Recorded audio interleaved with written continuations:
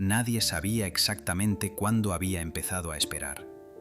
Algunos vecinos decían que llevaba meses, otros juraban que lo habían visto allí el invierno anterior, siempre en el mismo banco, siempre mirando hacia la misma esquina de la calle. No ladraba, no pedía comida, no se movía cuando pasaban coches, solo esperaba. Las primeras nevadas lo cubrieron de blanco, la lluvia lo dejó temblando.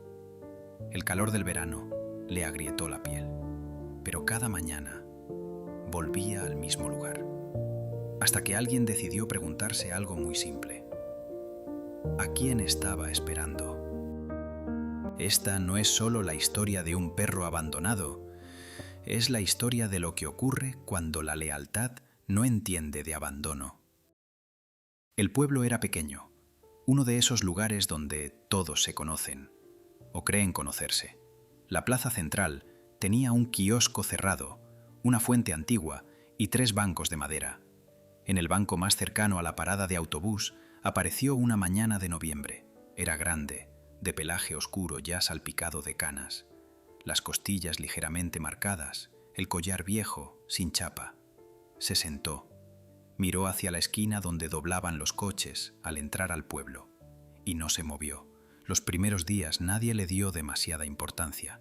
Pensaron que pertenecía a alguna casa cercana, pero al caer la noche seguía allí, y al amanecer también. Una mujer del estanco le dejó agua. Un panadero empezó a traerle trozos de pan duro. El perro comía despacio, sin ansiedad, sin agradecimiento exagerado, como si estuviera ocupado en algo más importante: esperar. Cuando el autobús llegaba cada tarde a las 6:15, levantaba la cabeza. Sus orejas se tensaban, su cuerpo rígido. Miraba a cada persona que bajaba. 1, 2, 5.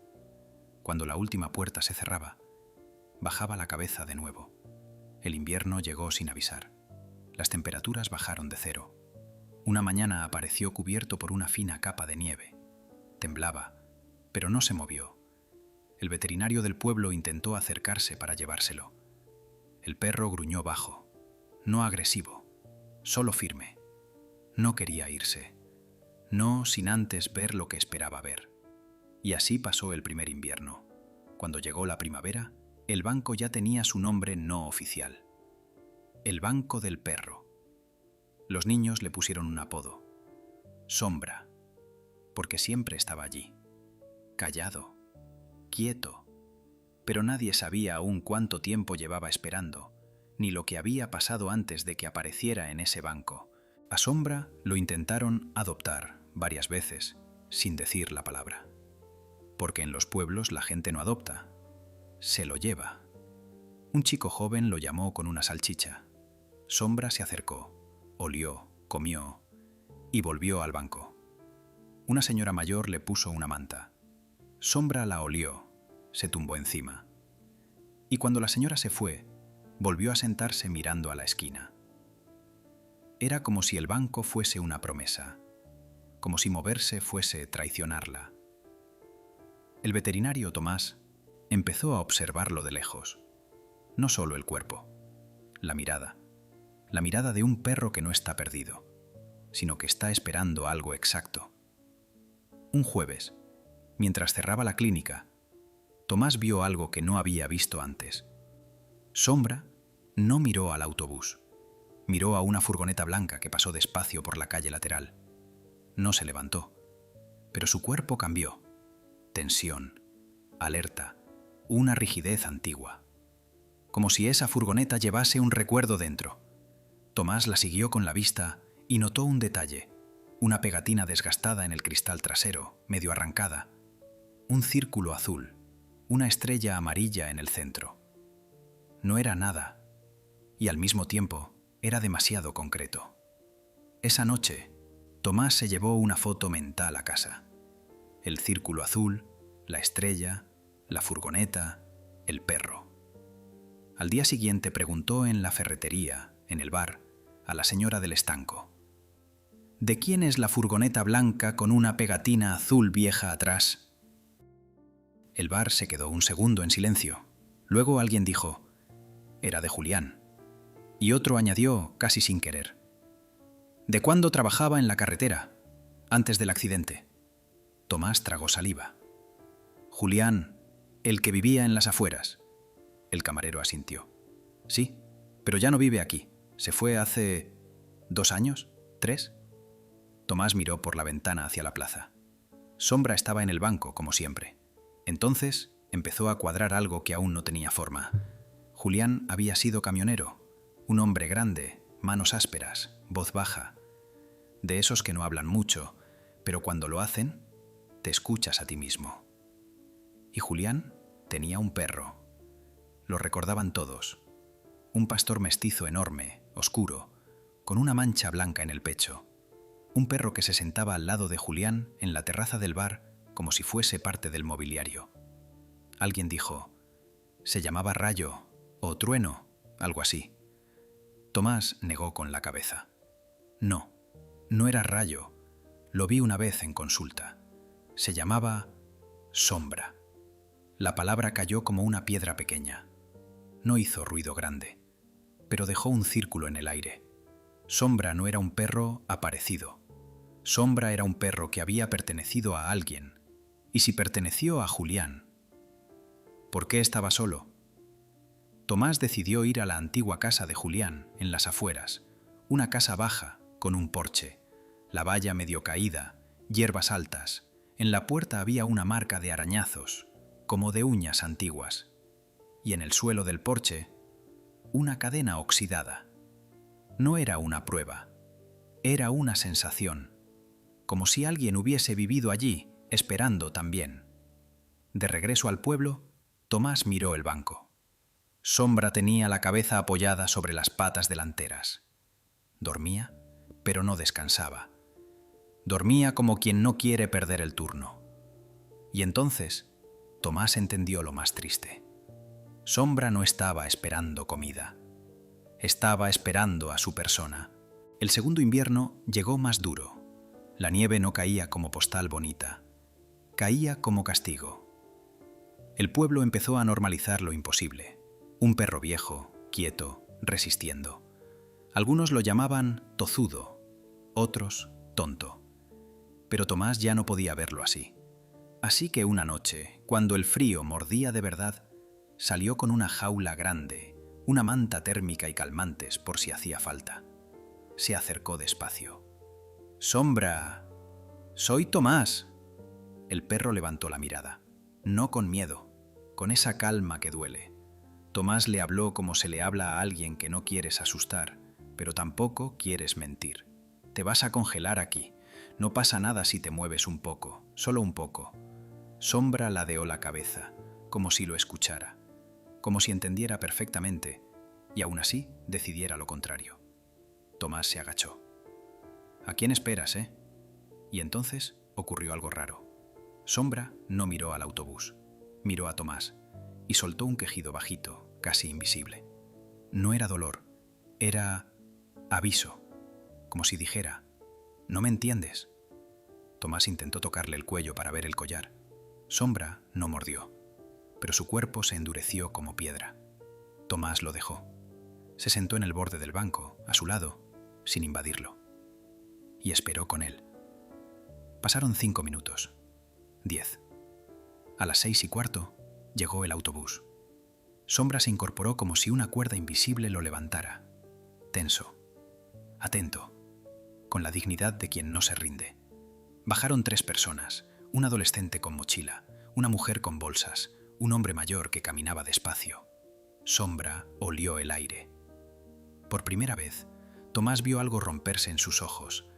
No era decepción, era cansancio, como si cada día tuviera que elegir entre 2 dolores, la esperanza o la realidad. Cuando el autobús se fue, Sombra se volvió a sentar. Tomás miró su cuello de lejos. El collar viejo tenía una costura deshecha. Algo colgaba por dentro, como un bultito. Tomás esperó a que Sombra bajara la cabeza, y entonces, muy despacio, metió 2 dedos entre el collar y el pelo. Sombra no se movió, solo respiró hondo. Tomás tiró con delicadeza. Salió un trocito de tela doblado, envuelto en plástico, muy gastado. Una nota, manchada, arrugada, vieja. Tomás la abrió con dedos temblorosos. La letra era torpe, como de alguien que escribió con prisa o con rabia contenida. Sombra, espera aquí, vuelvo, te lo prometo. No había fecha, no había firma, pero Tomás supo que ese perro no esperaba por costumbre, esperaba porque le habían dejado una promesa en la boca del corazón. Tomás cerró los ojos y sintió una rabia lenta, de esas que no gritan, una rabia de adulto que entiende demasiado tarde. Se levantó. Vale, susurró. Vale, Sombra. Si tú esperas, yo también. Esa noche no se lo llevó. Le construyó un refugio pequeño detrás del banco, pegado a la pared del kiosco, protegido del viento. Paja, manta térmica, comida caliente. Sombra entró, pero volvió a salir para sentarse otra vez mirando la esquina. Solo entonces Tomás comprendió la magnitud del vínculo. El refugio era útil, pero el banco era sagrado. Pasaron semanas. Tomás investigó sin hacer ruido, porque en los pueblos, si haces ruido, te paran el mundo en seco. Descubrió lo que nadie decía completo. Julián había tenido un accidente en carretera. No se mató, pero se rompió algo por dentro y por fuera. Perdió el trabajo, perdió la rutina. Y según contaban, perdió también las ganas. Un día se fue. Algunos decían que a casa de un familiar, otros que a una residencia, otros que simplemente desapareció. Lo que sí sabían era que la furgoneta blanca dejó de verse. La casa quedó vacía. ¿Y el perro? El perro apareció en el banco. Tomás no podía soportar la idea de que Julián hubiera prometido volver y nunca lo hubiera hecho. No por maldad, sino por vida. Porque la vida a veces no te deja cumplir promesas. Una tarde lluviosa, Tomás estaba cerrando la clínica cuando vio la furgoneta blanca otra vez, aparcada en doble fila. La pegatina azul con la estrella. El corazón le dio un golpe seco. De la furgoneta bajó un hombre, más delgado, más viejo, con una gorra calada. Caminaba como si cada paso le costara una decisión. Se giró hacia la plaza y vio el banco. Sombra también lo vio. No corrió, no ladró, no saltó. Se levantó despacio, como quien tiene miedo de que la realidad se rompa si se mueve rápido. El hombre dio un paso hacia el banco y se detuvo. Tomás observó desde la puerta de la clínica, inmóvil. El hombre se acercó, muy despacio. Sombra dio 2 pasos, se quedó a medio metro, se olieron. Ese segundo fue eterno. El hombre se agachó con una dificultad dolorosa, como si la espalda le recordara todo. «Hola, viejo».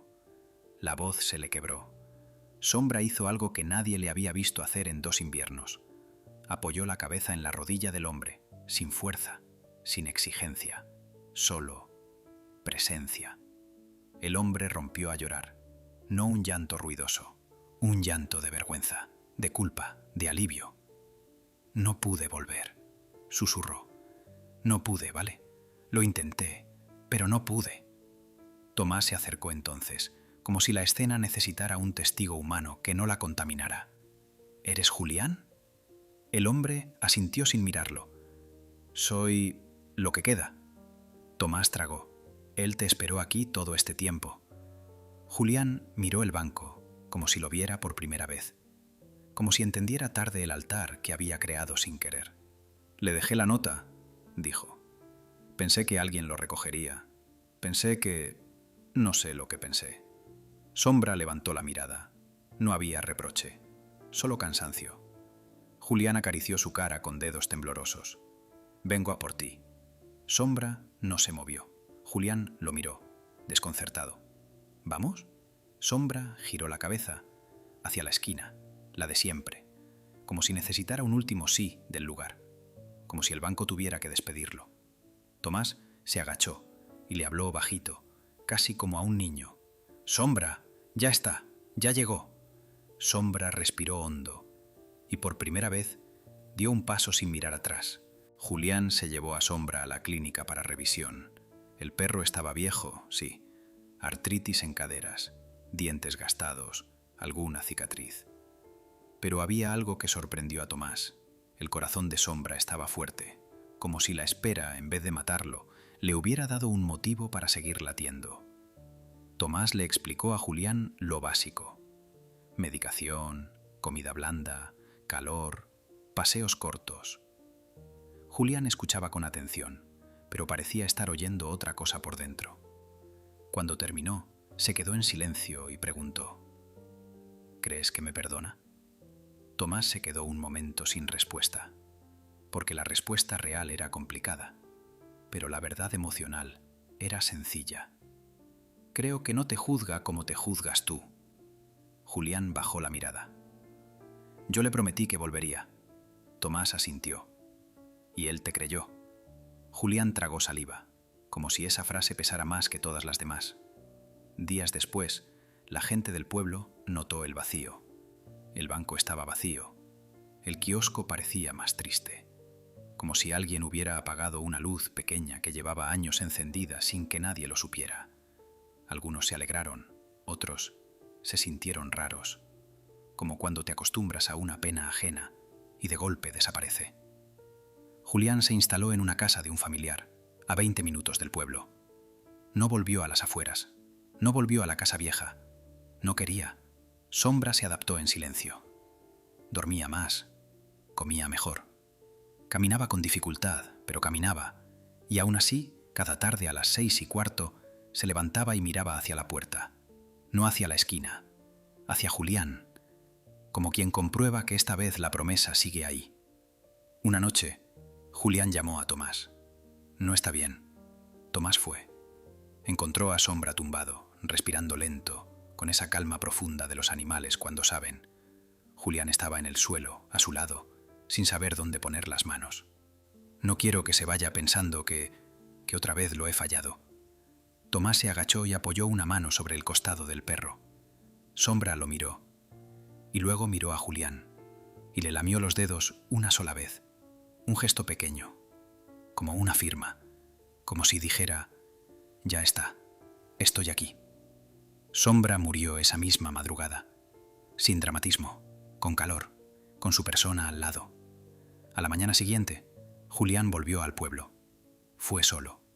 Se sentó en el banco. Miró la esquina durante un minuto y dejó la nota doblada en el mismo sitio donde la habían encontrado, pero esta vez escrita de nuevo, con letra más firme. Sombra, gracias por esperar. Yo también aprendí. Se levantó y se fue. Tomás, que lo observaba desde lejos, entendió algo que no se enseña en ninguna parte. A veces creemos que salvamos a un animal. Y sí, lo hacemos. Pero otras veces, un animal sostiene una promesa durante años, solo para que un humano no se hunda del todo. Si esta historia te ha tocado el corazón, quédate. Aquí siempre hay una más esperando. Suscríbete a Almas con Huella y nos vemos en la próxima historia.